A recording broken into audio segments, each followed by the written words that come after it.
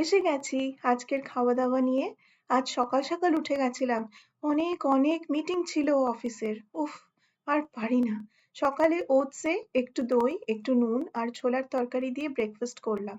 Rolled oats আমার খুব ভালো লাগে। জলে দিলে ইনস্ট্যান্ট ওটসের মতন কাদা কাদা হয়ে যায় না।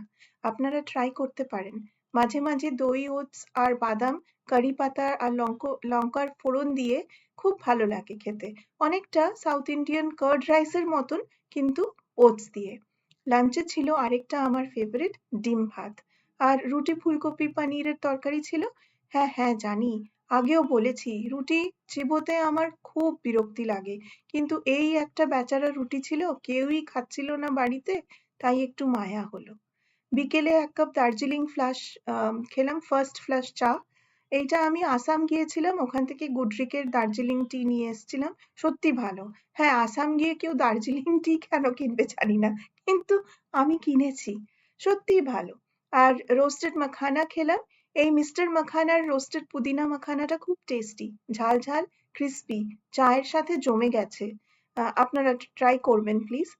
রাতে ডিনারে খেলাম সুজির চিলা আর পালক মটর পনির। সুজির চিলাটা খুব ভালোবাসি বানাতে আর খেতে। একটু সুজি নিয়ে জল দিয়ে ভিজিয়ে রাখি, তারপর একটু তেলে ওই কারি পাতা আর বাদাম আর একটু লঙ্কা আর সর্ষে দিয়ে ফোড়ন দিই, আর সেই তেলটা ওই সুজির মধ্যে দিয়ে দিই। তারপরে একটু তেল নিয়ে ওটা ওই ধোসার মতন সুজিটাকে একটা চিলা বানিয়ে নিই। সত্যি খুব ভালো লাগে, ট্রাই করে দেখতে পারেন আপনারা। আর পালক মটর পনিরটা খুব হালকা করে বানিয়েছিল আমার কুক ম্যাডাম। সত্যি ও এত চুপচাপ নিজের কাজ করে যায়, এত ভালো রান্না করে। I feel so fortunate.